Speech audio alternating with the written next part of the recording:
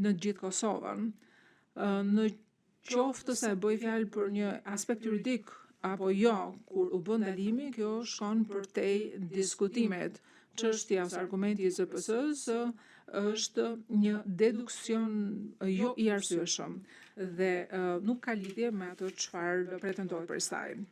Në diapozitivin 23, siç mund ta shikoni, këtu pretendohet një plan i përbashkët kriminal që duket sikur shpaloset me përpjekjet legjitime për luftë në një situatë lufte.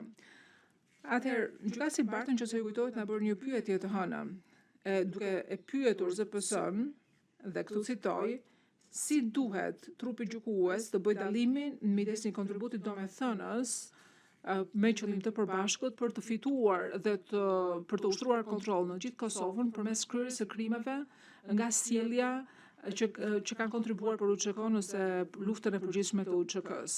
ZPS-ja vazhdoi duke thënë që ne, pra mbrojtja, nuk e kemi kuptuar fushveprimin e NPK-s që mund të shtrihet në veprime të cilat pretendohen se avancojnë objektivat ushtarake ose që kanë motive personale.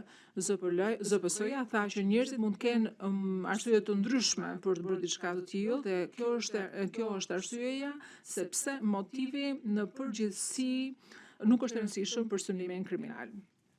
Gjithsesi, argumentet tona janë si më poshtë. Së pari, paragrafet e tadicit diskutojnë në qoftë se ka pasur një kërkesë të përgjithshme shtesë për motivin si pjesë të mensrea.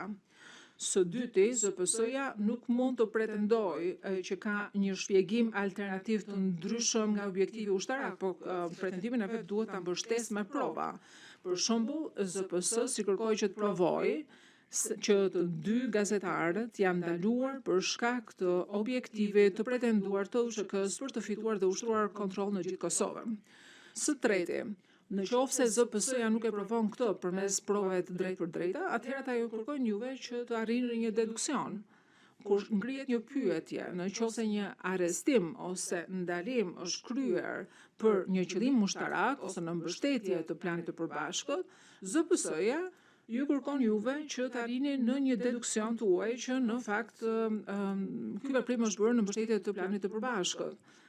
Por duhet që ZPS-ja të kishte përjashtuar të gjithë përfundimet e veta të arsyeshme, ndërkohë që ZPS-ja nuk ka bërë pikë përpjekje për ta bërë të qartë pozicionin e vet përmes provave.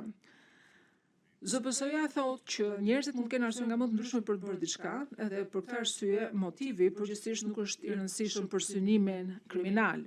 Por ky argument anashkalon barrën e provës së ZPS-s siç parashikohet në rregullin 140 paragrafi 3. Në qoftë se ekzistojnë arsye të ndryshme sepse janë bërë ndalimet dhe në qoftë se një prej këtyre arsyeve ose deduksioneve të arsyeshme është në përputhje me pafajësinë, atëherë ZPS-ja nuk e ka shpjeguar këtë bazë. Së katërti, në gjykimin e kundër Limajt është shpjeguar kjo situatë shumë mirë. Në të thuhet që është bërë ndarja midis objektivave ushtarake për të shënjestruar individ që mendoheshin si bashkëpunëtor të forcave serbe, krahasimisht me fenomenin e civilëve shqiptar të Kosovës, të cilët mund të